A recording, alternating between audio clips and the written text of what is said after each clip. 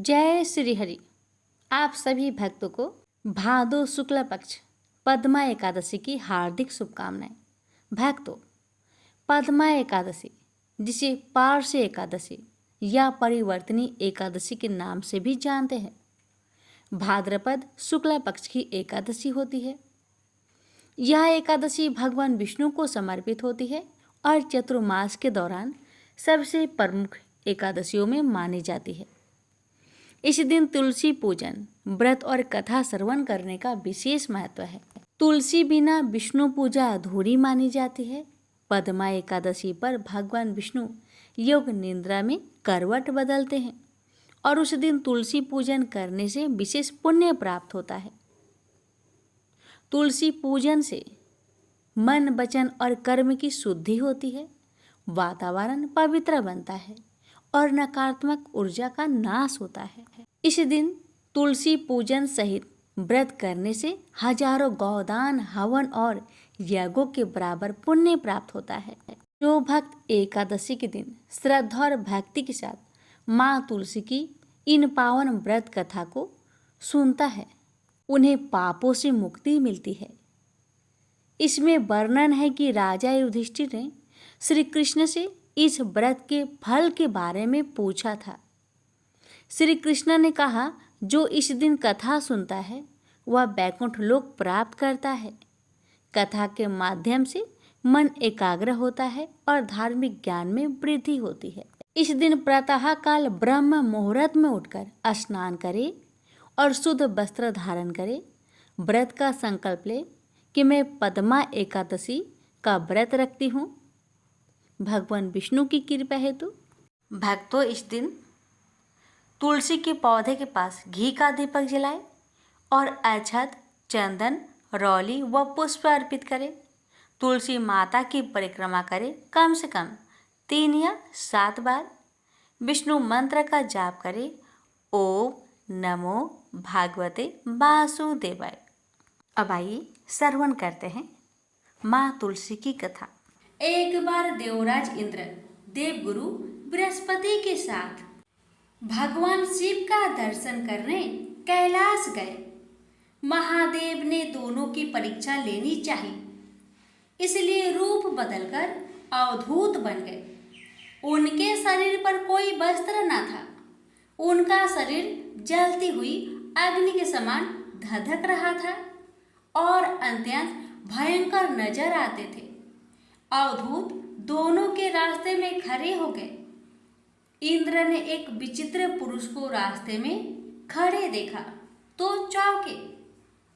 इंद्र को देवराज होने पर गर्व घेरने लगा। उन्होंने उस भयंकर पुरुष से पूछा, तुम कौन हो? भगवान शिव अभी कैलाश पर विराज रहे हैं या कहीं भ्रमण पर है? मैं उनके दर्शन के लिए आया हूँ। इंद्र ने कई प्रश्न किए, लेकिन वह पुरुष योगियों के समान मौन ही रहे। इंद्र को लगा कि एक साधारण प्राणी उनका अपमान कर रहा है।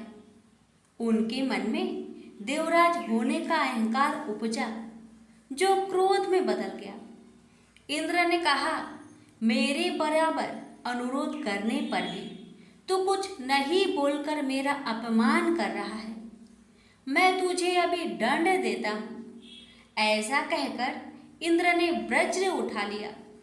भगवान शिव ने वज्र को उसी समय स्तंभित यानी जड़ कर दिया। इंद्र की बाह अकड़ गई। भगवान अवधूत क्रोध से लाल हो गए। बृहस्पति उनके चेहरे पर आई क्रोध की ज्वाला को देखकर समझ गए कि ऐसा प्रचंड स्वरूप महादेव के अतिरिक्त किसी का नहीं हो सकता। बृहस्पति शिव स्तुति गाने लगे। उन्होंने इंद्र को भी महादेव के चरणों में लेटा दिया और बोले, प्रभु, इंद्र आपके चरणों में पड़े हैं, आपके शरणागत है। आपके ललाट से प्रकट अग्नि इन्हें जलाने को बढ़ रही है। हम शरणागतों की रक्षा करें। बृहस्पति ने विनती की, प्रभु, भक्तों पर आपकी सदा कृपा बरसती है। आप भक्त वत्सल और सर्वसम्मत है। आप इस तेज को कहीं और स्थान दे दीजिए ताकि इंद्र के प्राणों की रक्षा हो। भगवान रुद्र ने कहा, बृहस्पति, मैं तुम पर बहुत प्रसन्न हूँ। इंद्र को जीवन दान देने के कारण तुम्हारा एक नाम जीव भी होगा। मेरे तीसरे नेत्र से प्रकट इस अग्नि का ताप देवता सहन नहीं कर सकते, इसलिए मैं इसको बहुत दूर छोड़ूंगा। महादेव ने उस तेज को हाथ में धारण कर समुद्र में फेंक दिया। वहां फेंके जाते ही भगवान शिव का वह तेज तत्काल एक बालक के रूप में परिवर्तित हो गया। सिंधु से उद्भव होने के कारण उसका नाम सिंधु पुत्र जलंधर प्रसिद्ध हुआ। जलंधर जिसका नाम शंखचूड़ भी हुआ, शिव के तेज से उत्पन्न हुआ था। इस कारण परम शक्तियों से संपन्न था। वह देवों से भी ज्यादा शक्तिवान था। वह उस तेज से पैदा हुआ था जो इंद्र को समाप्त करने वाला था। इसलिए असुरों ने उसे अपना राजा बनाया। अवधूत रूप में यह लीला करने के बाद महादेव अंतर्ध्यान हो गए। इंद्र के गर्व का भंजन भी हुआ, भगवान के दर्शन भी हो गए। तुलसी से जुड़ी एक कथा बहुत प्रचलित है। श्रीमद् देवी भागवत पुराण में इनके अवतरण की दिव्य लीला कथा भी बनाई गई है। एक बार शिव ने अपने तेज को समुद्र में फेंक दिया था। उससे एक महातेजस्वी बालक ने जन्म लिया। यह बालक आगे चलकर जालांधर के नाम से पराक्रमी दैत्य राजा बना। इसकी राजधानी का नाम जालांधर नगरी था। दैत्यराज काल नेमि की कन्या वृंदा का विवाह जालंधर से हुआ। जालंधर महाराक्षस था। अपनी सत्ता के मद में चूर उसने माता लक्ष्मी को पाने की कामना से युद्ध किया, परंतु समुद्र से ही उत्पन्न होने के कारण माता लक्ष्मी ने उसे अपने भाई के रूप में स्वीकार किया। वहां से पराजित होकर वह देवी पार्वती को पाने की लालसा से कैलाश पर्वत पर गया। भगवान देवाधिदेव शिव का ही रूप धरकर माता पार्वती के समीप गया, परंतु मां ने अपने योग बल से उसे तुरंत पहचान लिया तथा वहां से अंतर्ध्यान हो गई। देवी पार्वती ने क्रोध होकर सारा वृत्तांत भगवान विष्णु को सुनाया। जालांधर की पत्नी वृंदा अत्यंत पतिव्रता स्त्री थी। उसी के पतिव्रत धर्म की शक्ति से जालांधर ना तो मारा जाता था और ना ही पराजित होता था। इसलिए जालांधर का नाश करने के लिए वृंदा के पतिव्रत धर्म को भंग करना बहुत जरूरी था। इसी कारण भगवान विष्णु ऋषि का भेष धारण कर वन में जा पहुँचे, जहाँ वृंदा अकेली भ्रमण कर रही थी। भगवान के साथ दो मायावी राक्षस भी थे, जिन्हें देखकर वृंदा भयभीत हो गई। ऋषि ने वृंदा के सामने पल में दोनों को भस्म कर दिया। उनकी शक्ति देखकर वृंदा ने कैलाश पर्वत पर महादेव के साथ युद्ध कर रहे अपने पति जालंधर के बारे में पूछा। ऋषि ने अपनी माया जाल से दो बानर प्रकट किए। एक बानर के हाथ में जालंधर का सिर था तथा दूसरे के हाथ में धर। अपने पति की यह दशा देखकर वृंदा मूर्छित होकर गिर पड़ी। होश में आने पर उन्होंने ऋषि रूपी भगवान विष्णु से विनती की कि वह उसके पति को जीवित करे। भगवान ने अपनी माया से पुनः जालंधर का सिर धड़ से जोड़ दिया, परंतु स्वयं भी वह उसी शरीर में प्रवेश कर गए। वृंदा को इस छल का जरा आभास ना हुआ। जालंधर बने भगवान के साथ वृंदा पतिव्रता का व्यवहार करने लगी, जिससे उसका अस्तित्व भंग हो गया।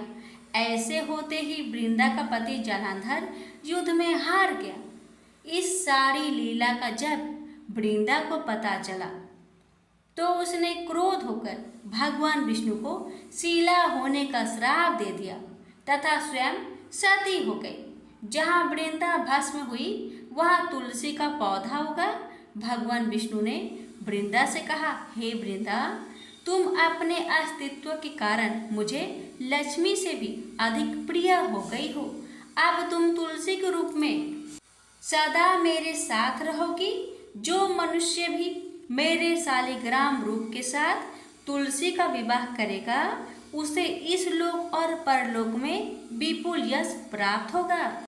जिस घर में तुलसी होती है वहाँ यम के दूत भी असमय नहीं जा सकते। गंगा व नर्मदा के जल में स्नान तथा तुलसी का पूजन बराबर माना जाता है। चाहे मनुष्य कितना भी पापी क्यों न हो, मृत्यु के समय जिसके प्राण मंजरी रहित तुलसी और गंगा जल मुख में रखकर निकल जाते हैं, वह पापों से मुक्त होकर बैकुंठ धाम को प्राप्त होता है। जो मनुष्य तुलसी व आंवले की छाया में अपने पितरों का श्राद्ध करता है उसके पितर मोक्ष को प्राप्त हो जाते हैं। उसी दैत्य जालंधर की यह भूमि जालंधर नाम से विख्यात है। सती वृंदा का मंदिर मोहल्ला कोट किशनचंद में स्थित है। कहते हैं इस स्थान पर एक प्राचीन गुफा थी जो सीधी हरिद्वार तक जाती थी। प्रेम से बोलिए जय श्री हरि। तुलसी मैया की जय, लक्ष्मी नारायण की जय। एक बुढ़िया माई तुलसी जी को सींचती और कहती कि हे तुलसी माता, सत की दाता, मैं तेरा बिरला सींचती हूँ। मुझे बाहु दे, पीताम्बर की धोती दे, मीठा मीठा घास दे, बैकुंठा में बास दे, चटक की चाल दे, पाटक की मौत दे, चंदन का काठ दे, रानी सा राज दे, दाल भात का भोजन दे, 11 की मौत दे, कृष्णा जी का कांधा दे। तब तुलसी माता यह सुनकर सूखने लगी तो भगवान ने पूछा कि हे तुलसी, तुम क्यों सूख रही हो? तुलसी माता ने कहा कि एक बुढ़िया रोज आती है और यही बात कह जाती है, मैं सब बात तो पूरा कर दूंगी, लेकिन कृष्ण का कंधा कहाँ से लाऊंगी? तो भगवान बोले, जब वो मरेगी तो मैं अपने आप ही कंधा देने आऊंगा। तू बुढ़िया माई से कह देना। जब बुढ़िया माई मर गई सब लोग आ गए। जब माई को ले जाने लगे तो वह किसी से न उठी। तब भगवान एक 12 बरस के बालक का रूप धारण करके आए। बालक ने कहा, मैं कान में एक बात कहूँगा तो बुढ़िया माई उठ जाएगी। बालक ने कान में कहा, बुढ़िया माई मन की निकाल ले, पीताम्बर की धोती ले, मीठा मीठा ग्रास ले, बैकुंठा में बास ले, चटक की चाल ले, पाटक की मौत ले, कृष्ण जी का कांधा ले। यह सुनकर बुढ़िया माई हल्की हो गई। भगवान ने कंधा दिया और बुढ़िया माई को मुक्ति मिल गई। हे तुलसी माता, जैसे बुढ़िया माई को मुक्ति दी वैसे सबको देना। प्रेम से बोलिए तुलसी महारानी की जय। एक बार लक्ष्मी माँ सरस्वती और माँ गंगा के बीच किसी बात को लेकर बहस हो जाती है और यह बहस इतनी ज्यादा बढ़ जाती है कि एक दूसरे को श्राप दे देती है। गंगा माँ ने माता लक्ष्मी से कहा कि तुमने मुझे नदी का बेग बनाया है, तो मैं तुम्हें श्राप देती हूँ कि तुम एक पौधा बन जाओ जो वृंदा बनकर बाद में तुलसी का पौधा बने। तभी वहां माँ पार्वती आ जाती है और कहती है कि आखिर आप लोग एक दूसरे से क्यों लड़ रहे हो? माँ गंगा कहती है कि लक्ष्मी मेरे ऊपर हंसी है, इसलिए मैंने श्राप दे दिया। इस बात पर माँ पार्वती कहती है कि आप लोगों ने गुस्से में एक दूसरे को श्राप दे दिया, लेकिन इस बात का भान है कि आप श्राप के कारण कितना कष्ट झेलना पड़ता है। माँ पार्वती कहती है कि 84 लाख योनियों में से 20 लाख योनियां वृक्ष और पौधे की है। लक्ष्मी, तो आप बताइए कि एक बार पौधे के रूप में धरती में जाने के बाद आपको वृक्ष या पौधे के रूप में किस किस योनि पर रहना पड़ेगा। माँ लक्ष्मी को अपने भूल का पछतावा हुआ और उन्होंने माँ पार्वती से सहायता मांगी और कहा कि कुछ ऐसा ही हो सकता है कि 20 लाख योनियां में से एक बार मैं ही छूट जाऊं। ऐसे में माँ पार्वती ने कहा कि इस शाम का हल मेरे पास तो नहीं है, लेकिन इसका हल महादेव ही बता सकते हैं। महादेव ही है जो हर तरह की योनि से छुटकारा दिला सकते हैं। तब माँ पार्वती ने भोलेनाथ से कहा कि कोई ऐसा उपाय बतलाइए प्रभु कि माँ लक्ष्मी तुलसी के बाद किसी अन्य योनि का दुख ना भोगे। तब महादेव ने इस उपाय को बताया। कार्तिक माह में लक्ष्मी जी ने तुलसी के कुआरे के रूप में प्रकट हुई। कहा जाता है कि द्वादशी तिथि के दिन तुलसी के पौधे में लगी मंजरी को तोड़कर सारे ग्राम को अर्पित कर दे। ऐसा करने से माँ लक्ष्मी का पौधे की योनि से मुक्ति मिल जाती है और वह किसी अन्य पेड़ पौधे की योनि में नहीं जाती है और मोक्ष पा लेती है। इसके साथ ही ऐसा करने से व्यक्ति को माँ लक्ष्मी का सुख समृद्धि, धन संपदा, ऐश्वर्य का आशीर्वाद देती है। तुलसी मंजरी को भगवान कृष्ण को भी चढ़ाया जा सकता है। ऐसा करने से माँ लक्ष्मी के साथ कृष्ण भगवान प्रसन्न होते हैं। प्रेम से बोलिए तुलसी माता की जय, लक्ष्मी नारायण की जय। तुलसी माता और गणेश भगवान की कथा। भगवान श्री गणेश को तुलसी नहीं चढ़ती। इसके पीछे पुराणों में एक रोचक कथा मिलती है। एक समय में धर्मात्मज नाम के राजा हुआ करते। उनकी कन्या तुलसी यौन अवस्था में थी। अपने विवाह की इच्छा लेकर तीर्थ यात्रा पर निकल पड़ी। उन्होंने कई जगह की यात्रा की। एक स्थान पर उन्हें तरुणावस्था में भगवान श्री गणेश को तपस्या में लीन देखा। भगवान गणेश का रूप अत्यंत मोहक और आकर्षक था। तुलसी भगवान गणेश के इस रूप पर मोहित हो गई और अपने विवाह का प्रस्ताव उनके समक्ष रखने के लिए उनका ध्यान भंग कर दिया। भगवान गणेश ने स्वयं को ब्रह्मचारी बताते हुए तुलसी का विवाह प्रस्ताव ठुकरा दिया। तुलसी को भगवान गणेश के इस रूखे व्यवहार और अपना विवाह प्रस्ताव ठुकराए जाने से बहुत दुख हुआ और उन्होंने आवेश में आकर भगवान गणेश को 2 विवाह होने की श्राप दे दिया। इस पर श्री गणेश ने भी तुलसी को असुर से विवाह होने का श्राप दे डाला। बाद में तुलसी को अपनी भूल का एहसास हुआ और भगवान गणेश से क्षमा मांगी। ना तुम्हारा श्राप खाली जाएगा ना मेरा। मैं रिद्धि और सिद्धि का पति बनूंगा और तुम्हारा भी विवाह राक्षस जलांधर से अवश्य होगा, लेकिन अंत में तुम भगवान विष्णु और श्री कृष्ण की प्रिया बनोगी और कलयुग में भगवान विष्णु के साथ तुम्हें पौधे के रूप में पूजा जाएगा, लेकिन मेरी पूजा में तुलसी का प्रयोग नहीं किया जाएगा।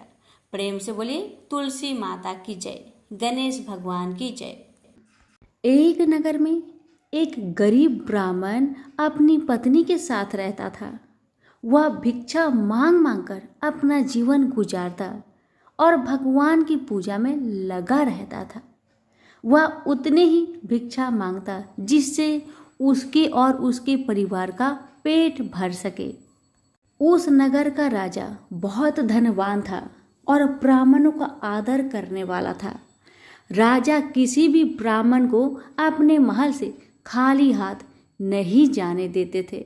दूर दूर से ब्राह्मण राजा के पास आते और मुंह मांगा दान लेकर आशीर्वाद देते हुए वापस चले जाते थे। एक दिन ब्राह्मण की पत्नी ने ब्राह्मण से कहा कि दूर दूर के ब्राह्मण राजा से मनचाहा दान लेकर चले आते हैं और तुम भी यहाँ रहकर राजा के पास नहीं जाते।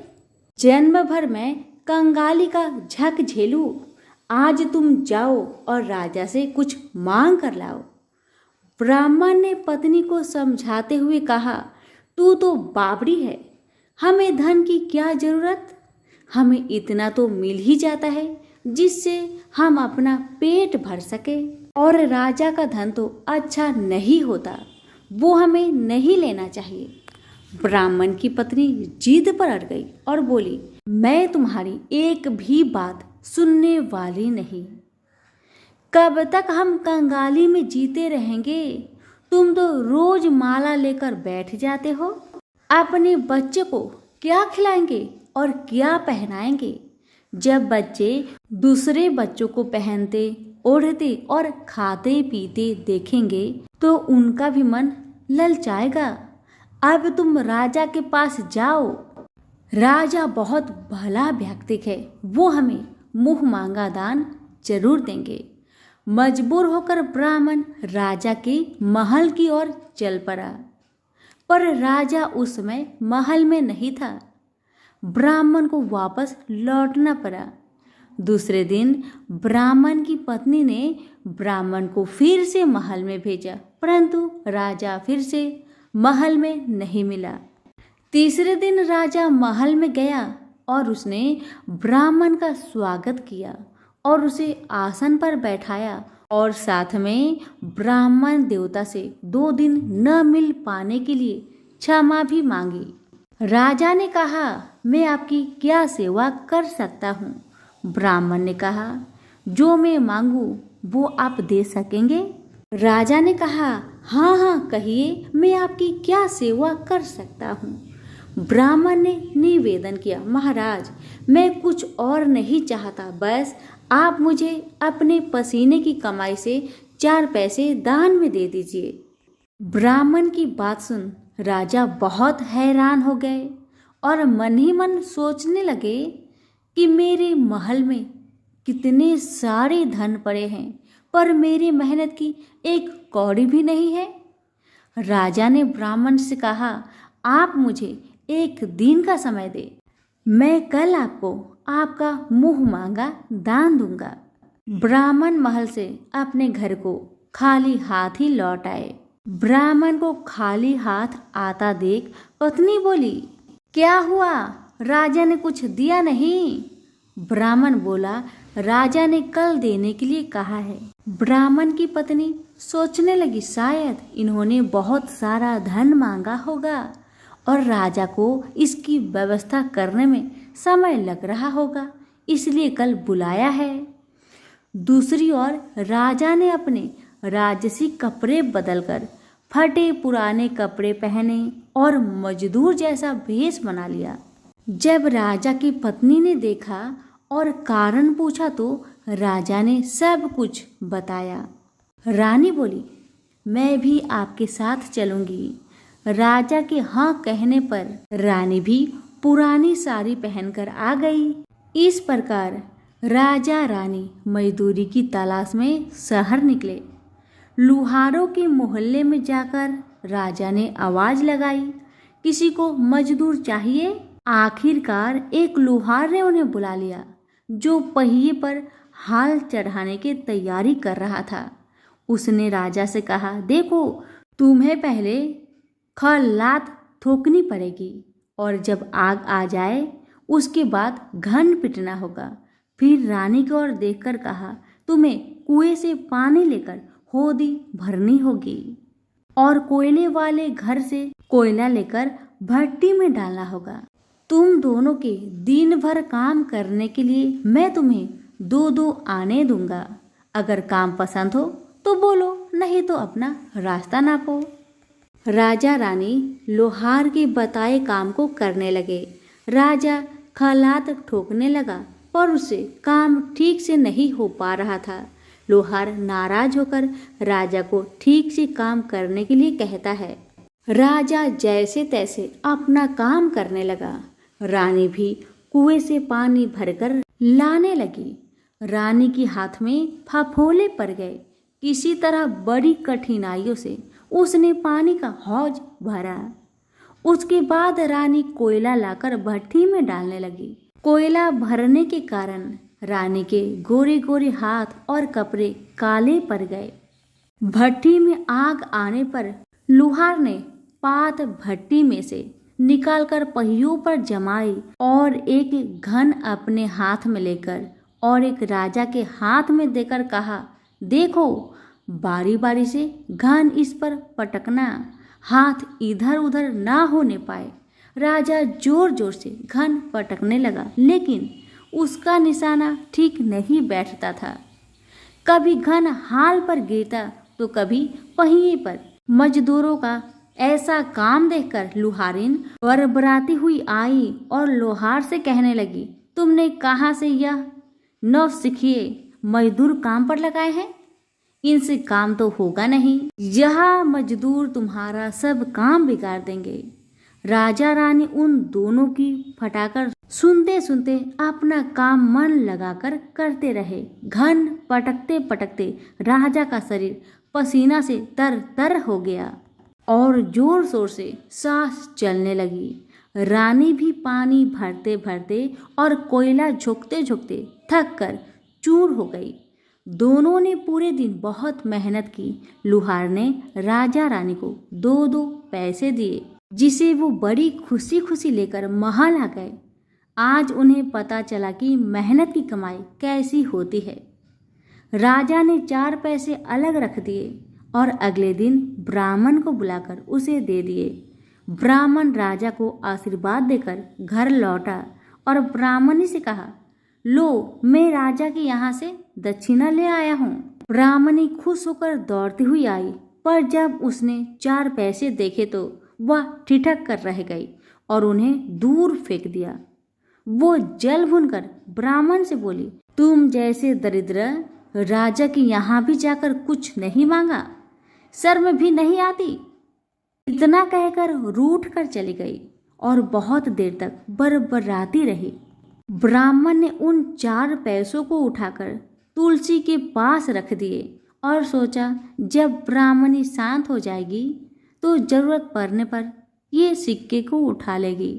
परंतु कई दिनों तक पैसे वहीं रखे रहे और फूल बेलपत्र ऊपर से गिर गिर कर मिट्टी में दब गए। ब्राह्मण और ब्राह्मणी दोनों ही उन सिक्कों के बारे में भूल गए। कुछ दिनों के बाद तुलसी जी के घर में 4 पौधे उगे। चारों पौधे बहुत सुंदर थे। यह देख ब्राह्मणी रोज उसमें पानी डाल देती। 4 महीने बाद वो पौधे बड़े हो गए और उनमें फूल लगने लगे। फूल सूखने पर इनसे मोती झरने लगी।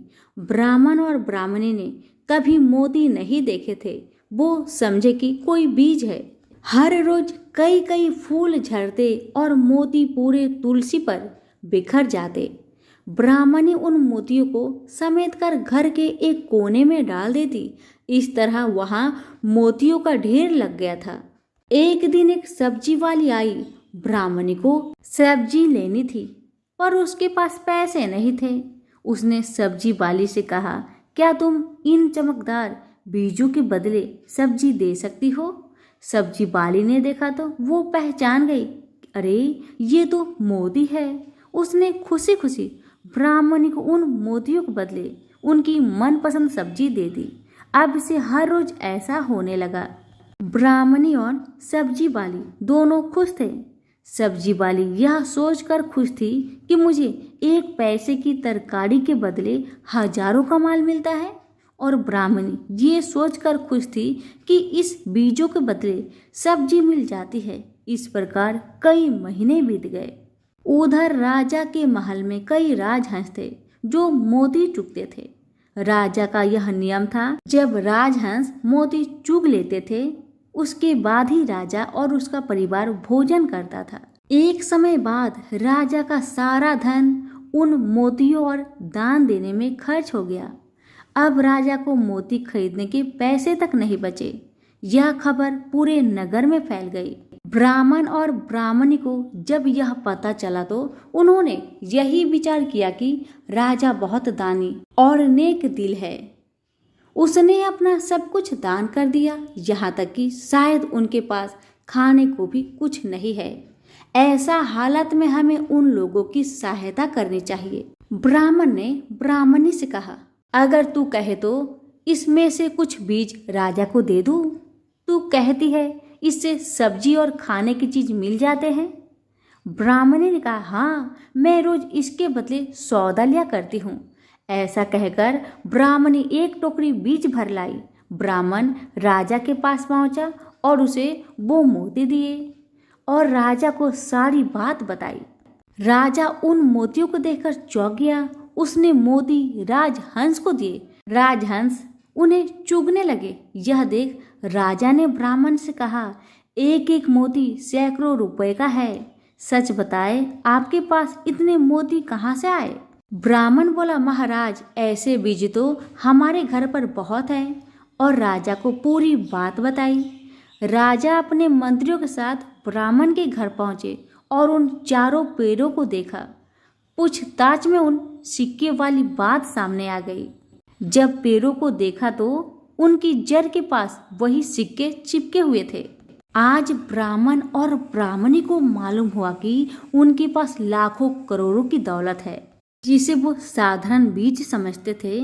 ब्राह्मण ने सोचा कि मेरे लिए यह धन किस काम का। ऐसा सोच ब्राह्मण ने सारे मोती राजा को दान में दे दिए। राजा की आंखें भी खुल गई।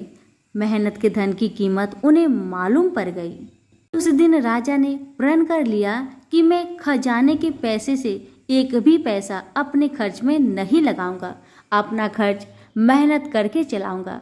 खजाने और ब्राह्मण के दान से राजा ने जनता का हित में कई धर्म कर्म के काम शुरू कर दिए। हे तुलसी माता, जैसे आपने ब्राह्मण परिवार पे अपनी कृपा बरसाई, वैसे ही आपकी कथा कहने वाले, सुनने वाले, हुक्कारे भरने वालों पर अपनी कृपा सदा बनाए रखे। तो प्रेम से बोलिए, तुलसी मैया की जय हो। एक बार माता लक्ष्मी भगवान विष्णु से पूछती है, हे स्वामी, तुलसी के पास दीपक जलाने का क्या महत्व है और रोज शाम को तुलसी के पास दिया क्यों जलाया जाता है? इससे मनुष्य को कौन सा फल प्राप्त होता है? तुलसी के पास दीपक जलाने की विधि क्या है तथा दीपक जलाते समय कौन से मंत्र का उच्चारण करना चाहिए? कृपया आप मुझे विस्तार से बतलाइए।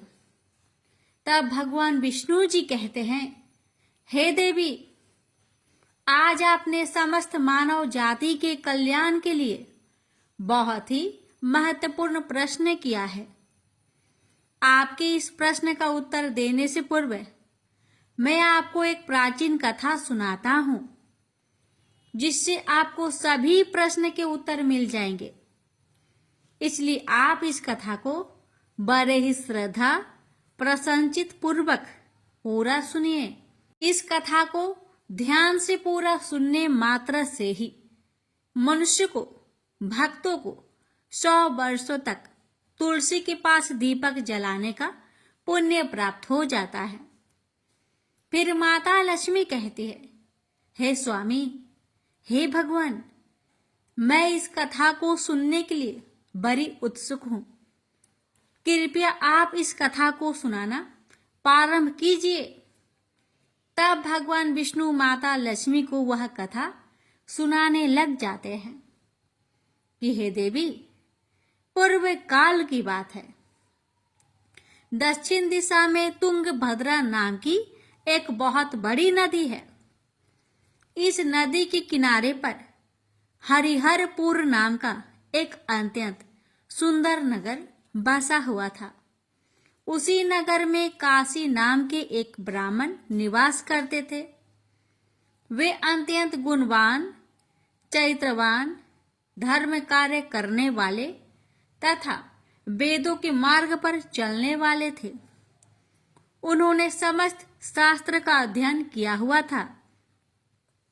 उस ब्राह्मण की एक पत्नी थी, जिसे लोग दुराचार कहकर पुकारते थे, क्योंकि उसके कर्म ही उसके नाम के अनुसार थे। वह सदैव ही अपने पति को अपमानित करती थी। वह अपने पति के लिए कुवाच्य कहती रहती, पति को भयंकर दुख देती थी।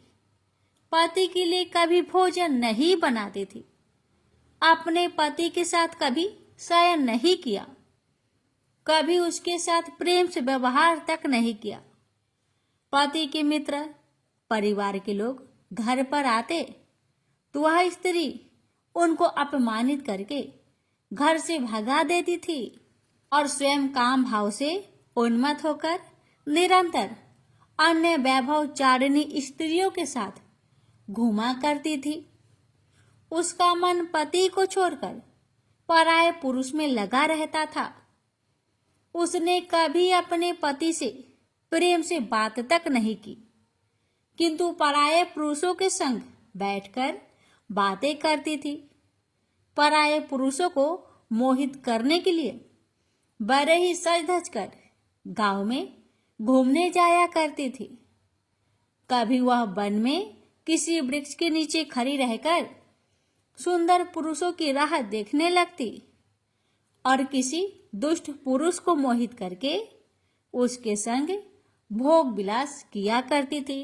फिर एक दिन वह दुराचारिणी स्त्री वन में जाकर एक वृक्ष के नीचे खड़ी हो गई।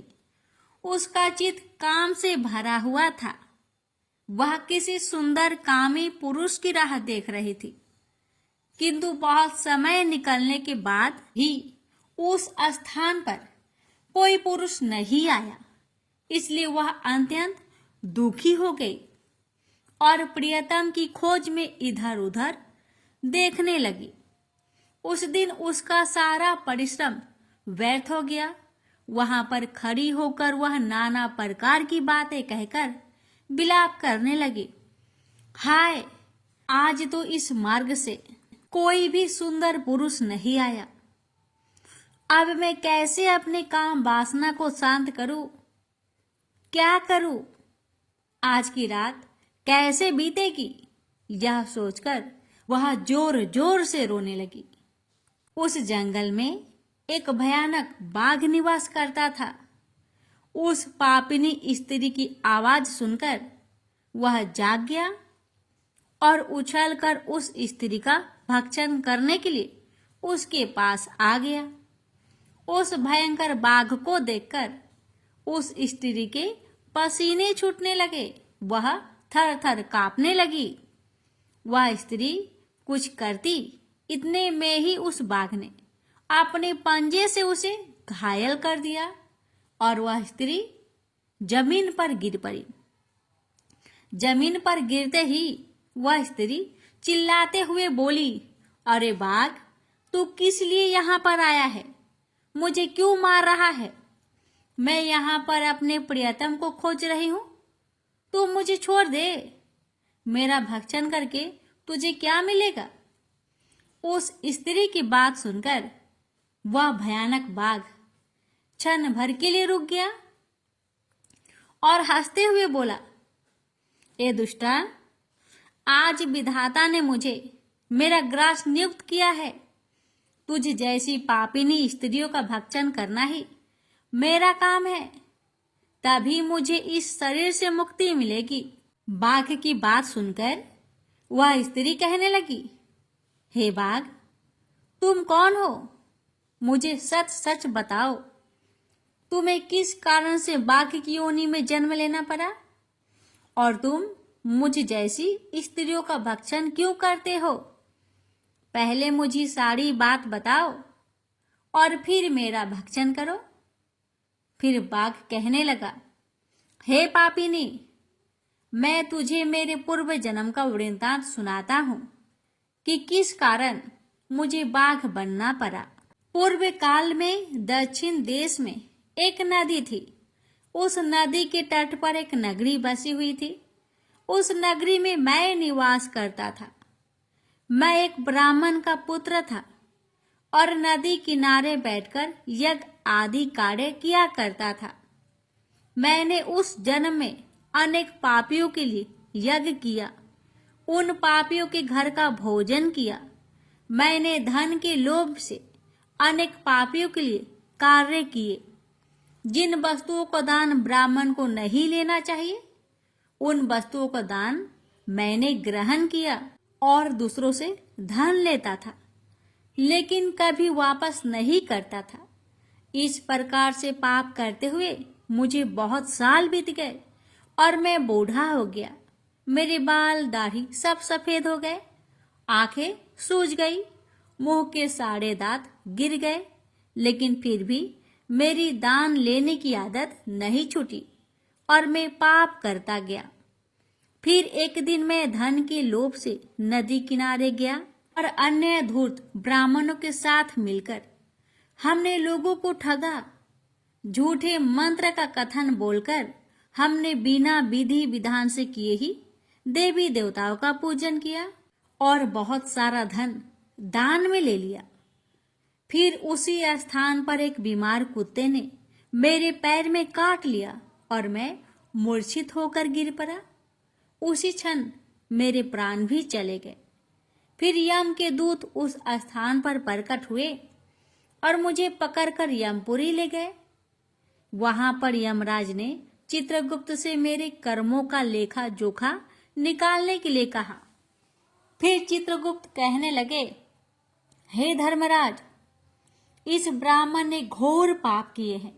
इसने दूसरे से झूठ कहकर धन लूटा है, विधि विधान से पूजा ना करके झूठ मंत्र बोलकर भगवान का अपमान किया है। इसलिए यह पापी ब्राह्मण केवल नरक ही जाने के योग है। फिर यमराज ने अपने दूतों को आदेश देकर मुझे नरक की अग्नि में डाल दिया। अनेक वर्षों तक नरक की सजा भोगने के बाद मुझे बाघ का शरीर प्राप्त हुआ और मैं इस दुर्गम वन में निवास करने लगा। मैं अपने पूर्व जन्म के पापों को याद करके कभी भी कोई भी महात्मा पुरुष या फिर साधु संत हो, सती स्त्रियों का मैं भक्षण नहीं करता हूँ। मैं केवल पापी, दुराचारिणी तथा उल्टा स्त्रियों का ही भक्षण करता हूँ ताकि मुझे पाप से मुक्ति मिल जाए। इस प्रकार से उस बाघ ने अपने पूर्व जन्म का पूरा कथा उस पापिनी को सुना दिया और फिर उस स्त्री से कहने लगा, हे पापिनी, तेरे आचरण से तू उल्टा दिखाई पड़ती है। अपने पति को छोड़कर तू इस वन में अन्य पुरुष के साथ भोग विलास करने आई है, इसलिए आज तो तू मेरा ग्रास अवश्य बनेगी। इतना कहकर उस बाघ ने अपने तीक्ष्ण नाखून से उस पापिनी स्त्री के टुकड़े टुकड़े करके उसे खा लिया। फिर उस स्थान पर यम के दूत प्रकट हुए और उस पापिनी स्त्री को उठाकर यमपुरी ले गए। वहां पर उसे यमराज के सामने खड़ा किया गया।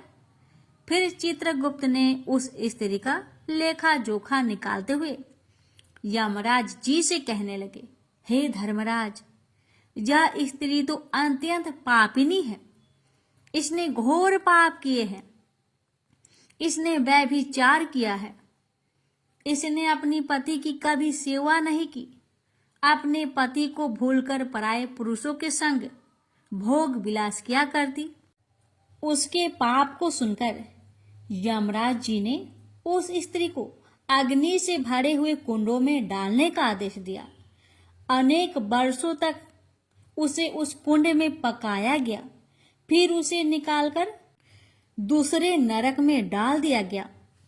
इस प्रकार से उसे अनेक वर्षों तक अलग अलग नरकों में डाला गया और नरकों में डालने के बाद वह महापापी स्त्री पुनः पृथ्वी लोक पर आकर चांडाल के रूप में उत्पन्न हुई। चांडाल के घर में जन्म लेकर वह फिर से अनेक पाप करने लगी, व्यभिचार करने लगी, अनेक पापी पुरुषों के संग विहार करने लगी। कुछ समय बाद पूर्व जन्म के पापों के कारण उसे कोढ़ का रोग हो गया और वह भयानक पीड़ा सहन करने लगी। उसका अंग अंग जलने लगा। उसके नेत्रों में पीड़ा होने लगी। इस दुख को सहन करती हुई अपना जीवन को बिता रही थी। फिर एक दिन वह तीर्थ में स्नान करने के उद्देश्य से अनंतपुरा में चली गई। वहां पर वह एक आश्रम के बाहर निवास करने लगी। वहां उस आश्रम में एक तुलसी जी का पौधा था। अन्य स्त्रियों को वहां पर तुलसी जी के पास दीपक जलाते हुए देखकर उस महापापी स्त्री ने भी वही किया। उसने तुलसी जी के पौधे के पास जाकर एक घी का दीपक जला दिया। फिर उसी रात हृदयघात से उसकी मृत्यु हो गई और यमराज के दूत उसे लेने के लिए आ गए। जैसे ही यम के दूत उस पापी स्त्री को पास में बांध कर ले जाने लगे, वैसे ही भगवान विष्णु के दो पार्षद उस स्थान पर प्रकट हुए और उन्होंने उन दोनों को रोक लिया और कहने लगे, हे दूतों, इस स्त्री को तुम छोड़ दो, यह नरक जाने की योग्य नहीं है। तुम किसके आदेश से ऐसा अधर्म कर रहे हो?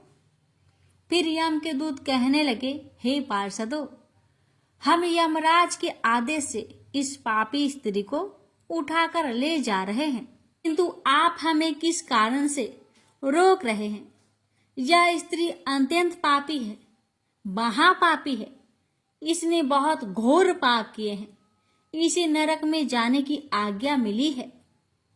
फिर पार्षद कहने लगे, हे दूतों, यह स्त्री तो विष्णु भगवान की भक्त है। यह नरक जाने की योग्य नहीं है। इसने शाम के समय तुलसी जी के पास दीपक जलाया है। इसी कारण से इसके समस्त पाप नष्ट हो गए हैं। इसलिए अब यह नरक जाने की योग्य नहीं है। यह स्वर्ग जाने की अधिकारी बन चुकी है। पार्षदों की बात सुनकर यमदूतों ने उस स्त्री को उस स्थान पर छोड़ दिया और यमलोक लौट गए। वहां जाकर उन्होंने यमराज को सारा वृत्तांत सुना दिया। फिर भगवान विष्णु के पार्षद उस स्त्री को दिव्य विमान पर बैठाकर स्वर्ग ले गए। भगवान विष्णु कहते हैं, हे देवी, इस प्रकार से तुलसी के पास दीपक जलाने मात्र से ही मनुष्य के सभी पाप नष्ट हो जाते हैं, सभी संकट कट जाते हैं। जो स्त्री नित्य शाम को तुलसी जी के पास दीपक जलाती है, वह सौभाग्यशाली बन जाती है। उसके पूर्व जन्मों के सभी पाप नष्ट हो जाते हैं। उसे सुख समृद्धि की प्राप्ति होती है। रोज तुलसी के पास दीपक जलाते समय इस मंत्र का उच्चारण करना चाहिए। ओम तुलसी देवे च विद्महे विष्णु प्रियाय च धीमहि तन्नो वृंदा प्रचोदया। इसका अर्थ है, विष्णु प्रिया तुलसी, मैं आपको नमन करती हूँ। आप मुझे उच्च बुद्धि दीजिए। हे वृंदा, आप मेरे मन को रोशन करें। भगवान विष्णु कहते हैं, हे देवी, हजारों अमृत के घरों से नहलाने पर भी श्री हरि विष्णु को उतनी तृप्ति नहीं होती जितनी कि वे मनुष्य के द्वारा तुलसी का एक पत्ता चढ़ाने से प्राप्त करते हैं।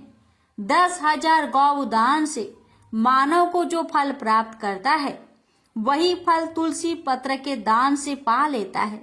जो मृत्यु के समय अपने मुख में तुलसी पत्र का जल पा जाता है, वह संपूर्ण पापों से मुक्त होकर भगवान श्री हरि विष्णु के धाम को जाता है। हिंदू धर्म में तुलसी के पौधे का महत्व सबसे अधिक है। इसकी सबसे पहले पूजा भगवान विष्णु ने की थी।